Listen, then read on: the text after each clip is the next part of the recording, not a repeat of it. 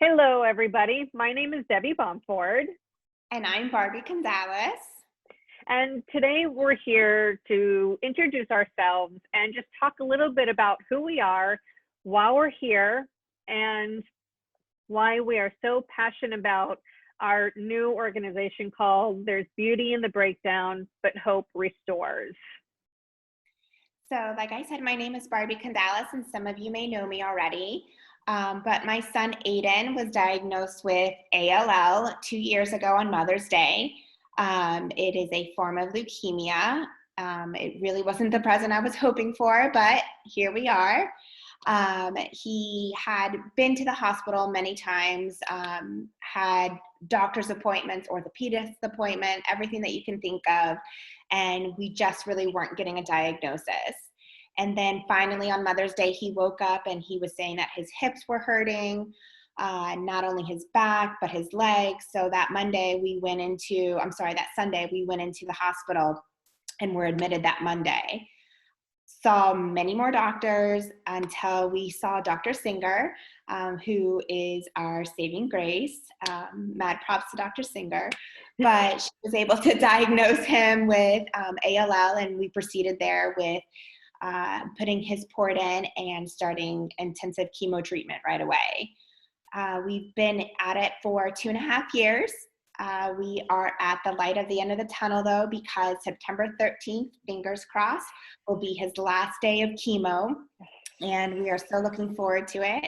He was diagnosed 2.5 years ago, so that was in the end of 4th grade. We are now in 7th grade, and he is an honorable student. He just applied for the pre-med program.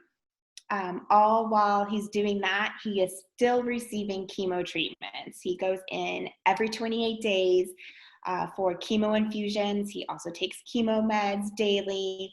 So we know that this is a long process. And that's what people don't understand, that they think that some cancers, you get diagnosed and you have a few months stint, and God bless those who are able to get through it quickly. But there are others that still go through a long period of chemo treatments. And it is a long, lonely journey at sometimes. And that's why we're here today. And here again, I'm Debbie Bomford, and our story is my son it starts in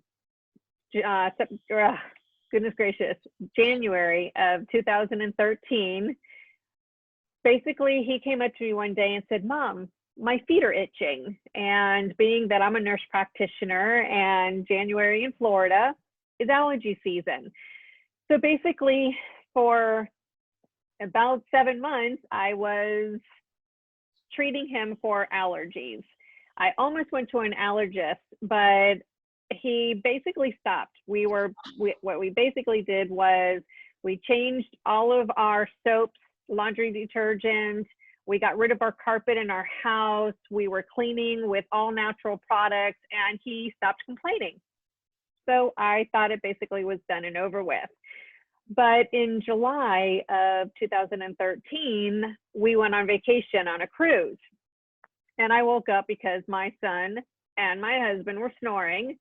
And I looked over and my son was itching all over in his sleep, but he was also drenched in sweat. I mean, his PJs were just, you could wring them out. So I woke him up and I said, "Sean, how long have you been having night sweats?" And he said, "For about a month and a half." And I knew that this was not right. So when we got back off vacation, we went and had blood work done. And the blood work was perfectly normal. That's what's so hard with Sean's cancer, which was Hodgkin's lymphoma, was that it's so hard to find. And so the nurse practitioner, Katie, and I, we were friends, decided to go ahead and do a chest x-ray. But teenagers, he decided to wait. And one random Wednesday, August 22nd, I get a call from my primary care doctor saying, "Well, Sean's chest x-ray showed something a little bit curious. He has a lymph node in his sternum." So we went the next day, had the CT scan at 11 o'clock, by 11:15, we got a call saying, can you please come in at 12 o'clock?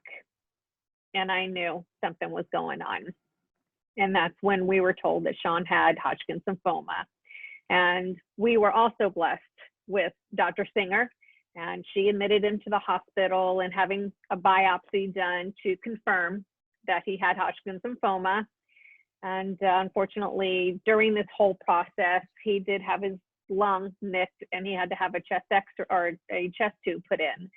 But he was an absolute trooper, and Dr. Singer sent all of his test results and everything to St. Jude, and St. Jude had just opened up a study for Hodgkin's lymphoma.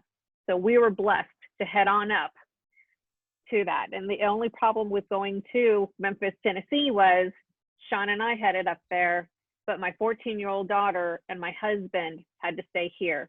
She had to finish up school because it was 3 days into my son's senior year.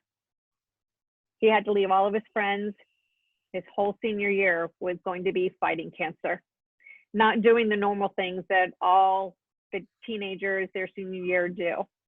But today, praise God, he is a healthy 25-year-old, and he is a store manager at an Experiment. So he is doing extremely well. And so these are our stories. I know that a lot of you have the same stories that we have.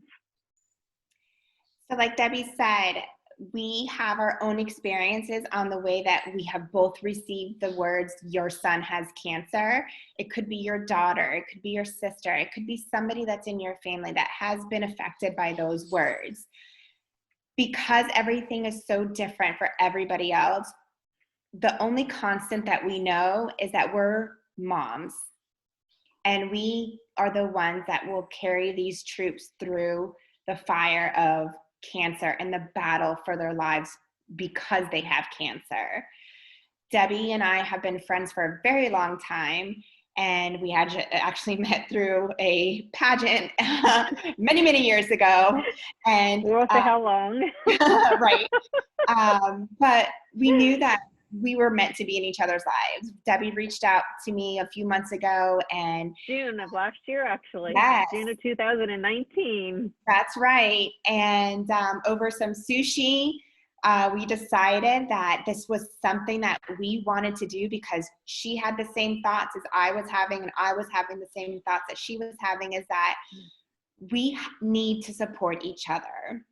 And the beauty of it is that through a breakdown like this, whether it be cancer, whether it be your, the siblings, having their own issues because of something that's going on, the beauty of it is that we rise from the breakdown. That's what keeps us strong, and that's what keeps us going, because ultimately we're still that support system for our children to keep them getting through that fight. They say that obviously the medicine is what gets the children through fighting cancer, but the support system that they have from their hope that they have, and the hope that they have is coming from us.